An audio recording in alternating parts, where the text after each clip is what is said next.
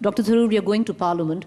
So is Rahul Gandhi going to apologize this I don't afternoon? think he's got anything to apologize for. I mean, that's the amazing thing about them. The BJP is brilliant, I must say, at politics. And one of the things they've done is they have blamed him for something he hasn't said and then managed to stick that charge on his neck and demand that he apologize for something he hasn't said. At no point has he ever called foreign countries to intervene in our democracy. There is not one sentence. In fact, the Indian Express, I think, ran extensive excerpts from all his 4 appearances in the UK to actually quote what he said. What he said was explicit. He said, this is our problem. It's an Indian problem. Indians will solve it. But you should be aware because Indian democracy is a global public good. Now, I see nothing there to apologize for. Now, if they want him to apologize for the fact of talking about Indian domestic politics in a foreign country, then the first person to apologize will have to be Prime Minister Modi, who on many foreign visits said that India has been a country where nothing happened for 65 years, where Indians used to feel ashamed to hold their, to show their faces abroad. Now they can hold their heads with pride for the first time since Mr. Modi became Prime Minister.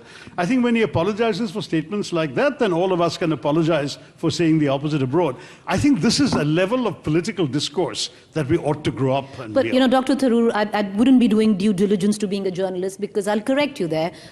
It's Rahul Gandhi, what you quoted right now, he said it later. The first time around when his first, I would reckon the lecture in Cambridge, he did say that he feels sad that democracies like Europe and America are silent on what's going on in India. He did say it, and then came the rebuttal.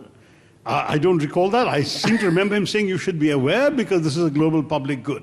And indeed, asking people to be concerned about your well-being is perhaps arguably something that may be sort of teetering on some sort of board, but the notion that he actually asked for any intervention from outside, to my mind, is not borne out by any of the evidence that I have read and seen. Could have been avoided, no?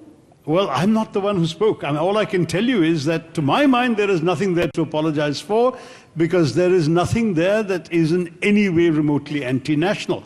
Now, you can say, why do you go there at all? Why do you say any of this? Why can't you talk about something else? Talk about British colonialism? I've done that. Right. I mean, the fact is that everyone in a democracy is entitled to express their views in what they consider the appropriate forums. And I will not decry any individuals. But more important is this genuinely the most important issue confronting Parliament, that we have to paralyze Parliament for a week? Or can we not move on beyond all this tutu meme and focus on the real problems of the nation? That's where I stand.